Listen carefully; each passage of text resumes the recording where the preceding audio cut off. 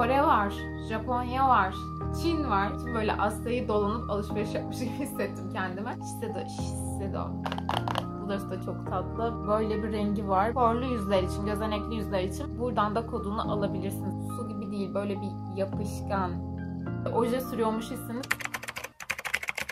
Eğer ilk defa tanışıyorsak ben İpek, kanalıma hoş geldin. Bugün sizinle son alışverişlerimi paylaşacağım. Bunlardan birkaç tanesini siz bana yorumlarda önermiştiniz. Ben aslında hemen sizin o önerilerinizden sonra sipariş verdim ama yurt dışından geldiği için biraz gecikti. İçerisinde çok fazla Asya tarafından var.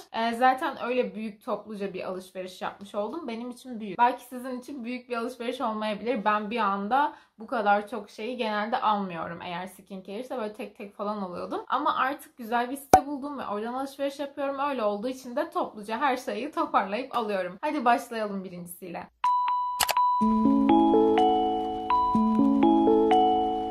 Pang'ın likit allığı. Bunu aslında birkaç izleyicim birden söyledi ve ben de çok merak ettim. İnternette ufak bir araştırma yaptığımda zaten karşıma çıkan marka buydu. Bu arada size kodunu söyleyeyim. RD01 kodunu aldım. Siz bana başka kodları önermiştiniz ama sanki çok mu açık olur diye düşünmüştüm. Odaklamıyor. Eğer kameram bir şeylere odaklamazsa ben ekstra not düşerim, tamam mı? Merak etmeyin. Bu ürün daha çok böyle ojemsi yapısıyla herkesin dikkatini çekmiş. Sosyal medya bununla ilgili kaynıyordu. Gerçekten de böyle oje sürüyormuş hissini size veren bir ürün. Ürünün kullanılmış halini şu an yüzümde aslında görebilirsiniz ama ya böyle çok hani renk bu kadar koyu ve çok koyu bir şey çıkacak zannediyorsun. Ama açınca gerçekten aşırı bir koyu olmuyor. Hafif bir kızarıklık, çok doğal bir kızarıklık veriyor. Ben açıkçası bunun diğer tonlarını falan gördüğümde şey diye düşündüm. Asyalılar mesela, Koreliler falan çok böyle yok gibi makyaj yapıyorlar ama yani yüzlerini de önce çok bembeyaz yapıyorlar ya, hani gerçekten kendi ten renklerinden çok çok düşük böyle hani bembeyaz olacak şekilde pudralar falan kullanıyorlar. Ben öyle kullanmadığım için bunu tercih ettim. Yoksa diğer renkleri de çok güzel ama cidden cildinizin bembeyaz pırıl pırıl olması lazım. Bence bu gayet benim cilt tonuma gitti diye düşünüyorum. Şu hafif kırmızılığı veriyor. Bu arada bunu sürerken de güzel bir short çekmiştim. Onu da farkı görebilin diye hemen yana şöyle bırakıyor olayım. Bir de şöyle bir şey öğrendim bunları araştırırken. Burnunuza ufak bir pıt böyle bundan kondurduğunuzda çok da tatlı, hep böyle utanmış hissi veren, hani utanmış kız hissi veren güzel bir makyaj elde edebiliyorsunuz.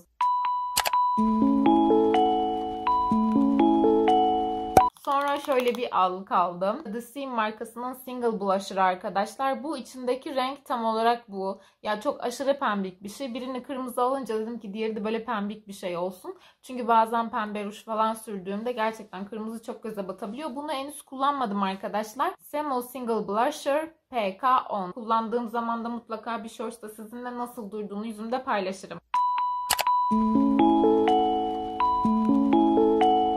Sonra yine bir Kore markasından çok güzel bir gloss aldım. Gerçekten bence hayatımın lip glosslarından bir tanesi olabilir. Bu markayı gerçekten çok fazla görüyordum. Ben çok fazla Japon izliyorum. Böyle işte Japon YouTuber'lar falan. Normal onların günlük hayatlarını ve onlar hazırlanırken nasıl hazırlandıklarına falan bakıyordum. Bunu aslında ilk orada gördüm. Bu %70'lik olanı. Biraz böyle dudağınıza volüm veren bir lip gloss bu arkadaşlar. %30'luğu ve %70'liği var. Aradaki farkı anlayabilmeniz için böyle size bırakıyorum. Ben biraz daha renk olarak daha yoğun %70'lik olanını aldım. Gerçekten çok da memnunum. Şişesi böyle çok tatlı bir şişe. Rengini de şöyle göstermem gerekirse diye size bir açıyorum. Böyle bir rengi var. Bence gerçekten çok güzel. İlk bu ürünü Japon vlogger bir tane kız var. Onu takip ediyordum. O kullanırken ne kadar hoşuma gitmiş de screenshot'ını almışım arkadaşlar. Tabii ben bunu daha sonra sipariş vermeden önce sitede gezerken fark ettim ve dedim ki inanmıyorum ya, ben bunun screenshot'ını daha önce almıştım. O zaman da dikkatimi çekmiş. Buradan da kodunu alabilirsiniz.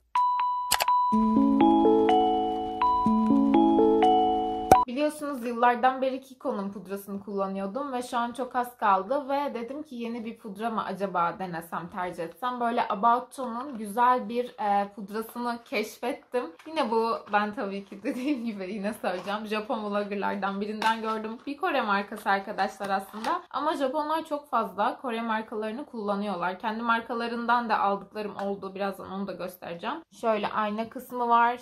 Böyle bir kısmı var. Burası da çok tatlı ve pudrası. Umarım yüzüme gidecektir. Henüz kullanmadım. Bunu bir gün bir Get Ready With Me yapar. Orada birlikte kullanırız diye düşünüyorum. Gerçekten güzel. Böyle bir kutusu da var. Çok hoş. Bu arada hangi numarasını aldım? 02 Light almışım arkadaşlar. 02 Light. Bunun tabii ki tonlarını anlamak için de bayağı bir video izledim. Hatta bazen böyle hiç anlamadığım altyazısı bile yoktu ama bir sürü Koreli kızı izlediğimi hatırlıyorum.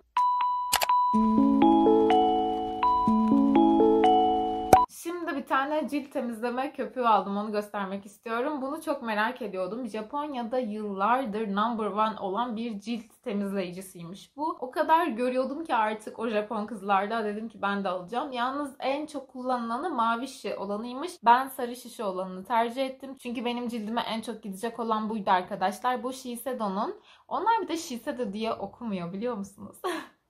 Öyle deyince bir anda garip hissediyorum. Onlar çok farklı okuyor. Biz Shiseido. Şöyle, bilmiyorum. Neyse. Gerçi Türkler şu anda nasıl okuyor onu da bilmiyorum. Ben biraz İtalyanlar gibi okumuş olabilirim. Senka Perfect Whip diye bir şey. Vitamin C'li arkadaşlar ve porlu yüzler için, gözenekli yüzler için. Ben porlu bir yüz olduğum için bunu tercih ettim. Bu arada yüzümdeki gözenekler için yaptığım tek alışveriş bu değil. Bu ve bunu destekleyecek bir tane de serum aldım.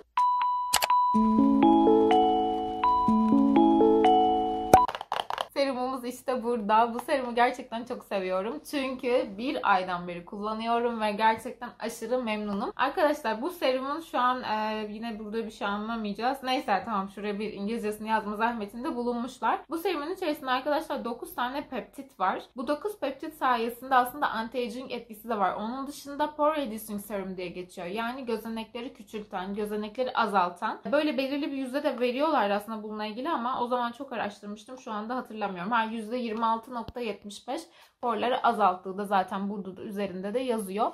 Geri kalan şeyler Korece olduğu için anlamayacağız. Size şöyle serumu da göstereyim. Bu şişe bayağı bir büyük biliyorum. 100 ml'lik aldım. Ne cesaret, hiç kullanmadığım bir serum 100 ml'lik aldım ama zaten gelmesi çok uzun sürüyordu ve hani 30 ml alsam hemen bitse dedim. Bir daha sipariş et gelmesini bekle. Yok dedim. Belki de çok memnun kalacağım bir şeydir ve risk aldım. Biraz yapı olarak arkadaşlar yapışkan bir yapısı var. Şöyle açacağım size göstermek için. Yani böyle görebilecek misiniz bilmiyorum da bakın, hemen su gibi değil, böyle bir yapışkan, akarken falan da çok yavaş yavaş akıyor.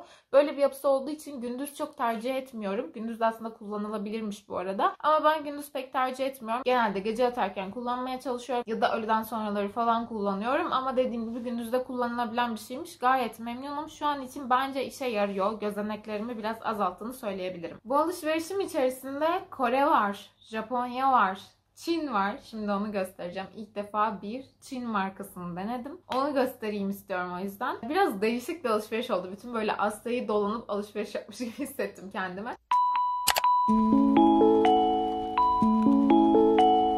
Şöyle bir tane lip gloss aldım arkadaşlar. Bu lip gloss'un size hemen kutusunun kodunu göstereyim. Şöyle elimin altından kutuyu kaldırabileyim. G01 arkadaşlar. Goga Taste diye bir markanın. Şu anda dudağımda olan lip gloss kendisi. Ya dudağıma başka hiçbir şey sürmedim. Aslında bir rujun üzerine falan da ekstra bunu sürdüğünüzde öyle de güzel duruyor. Ama kendi doğal renginde daha çok ortaya çıkartan bir lip gloss. Şöyle açalım bunu, hemen size göstereyim rengini. Böyle çok küçük bir hafif bir renk veriyor. Ama onun dışında bunun özelliği ne biliyor musunuz? Mirror lip diye geçiyor. Yani biraz daha böyle aynamsı dudaklar elde etmiş oluyorsunuz. Cam gibi dudaklar diyeyim aslında. Cam makyaj hani çok ünlü oldu ya son yıllarda. Bu aslında o makyaj için çok ideal bir ürün. Bir de bunun şişesindeki şu olayı çok beğendim. Burası dönüyor arkadaşlar. Bazen böyle farkında olmadan çantada bir şey ararken elime bu geliyor. Öyle bir iki döndürüyorum. Gerçekten çok hoşuma gidiyor. Şişesi çok tatlı değil mi? Benim burada tanıdığım 2 tane arkadaşım Çin dili okumuşlardı ve orada bir süre yaşamışlardı. Onlarla konuşurken fark ettim. Sürekli işte bana çok güzel ürünler olduğunu, çok kaliteli ürünler olduğundan bahsediyorlar Çin'de. Ama hani bir şey algısı vardır ya, böyle made in China hani, ve insanlar bununla dalga geçer falan. Onlar hiç de öyle olmadığını, Çin'de de hem çok yüksek kaliteli hem de düşük kaliteli ürünler olduğunu, bu sadece senin bütçenle alakalı bir durum olduğundan falan bahsetmişlerdi ve birkaç tane kozmetik markası sayarlarken de arasında bu da geçmişti. Gayet iyi bir kozmetik markası falan diye konuşuyorlardı. Hatta sonrasında ben kendim bu markayı araştırdığımda şöyle bir şey de gördüm. Çin kozmetik ürünleri biraz daha bir tık daha düşük oluyor fiyat olarak. Çünkü Kore K-Beauty gerçekten çok kendini aştığı için ve çok meşhur olduğu için, isim yaptığı için artık gerçekten belirli bir limitin üzerinde. Mesela benim şu az önceki gösterdiğim markanın lip gloss'u normal koşullarda 18-19 euro. Çok pahalı bence. İndirimden aldığım için şanslı görüyorum kendimi ama indirimli hali bile bence kesinlikle pahalıydı yine de. Tabii ki denemek istediğim için aldım. Ama Çin markalarında böyle bir şey var. Daha düşük bütçeyle gerçekten güzel malzemeler alabiliyorsunuz. Tabii ki bilmeniz gerekiyor. Bu iyi kalitelilerden bir tanesiymiş. O arkadaşım kendisi oradayken fazlaca aldığını ve burada da hala kullandığını söylemişti. Ben de gayet memnun kaldım. Hatta bugün bile dediğim gibi şöyle kullandım. Bilmiyorum siz nasıl görüyorsunuz ama benim gayet hoşuma gitti. Bir de şöyle bir şey var. Az önce unuttum. Bunda da olsun, şunda da olsun o sticky durumu çok fazla yok. Mesela ben ürünleri araştırırken buna çok dikkat ediyordum işte. Hani şey yazıyordu ürünlerde genelde no sticky ya da bazen hiçbir şey yazmıyordu. Ben no sticky olmasını istiyordum. Yani hiçbir şekilde yapışmasını istemiyorum aslında. Çünkü saçlarım mesela çok fazla önüme falan geliyor. Bir şey oluyor. Orada yapışıp saçım kalsın istemiyorum. Bunun ikisinde de o performans bence iyi. Ha şöyle bir şey mi? Hani %100 hiç yapışmıyor, ruj sürüyormuşsun gibi değil. Tabii ki bir lip gloss olduğu için hafif bir yapışkanlık var. Ama o kadar hafif ki ilk sürdüğünüzde var, sonrasında gidiyor. O yüzden bunun ikisinin de no sticky olduğunu size söylemem gerekiyor. Ona göre eğer almayı düşünürseniz öneririm.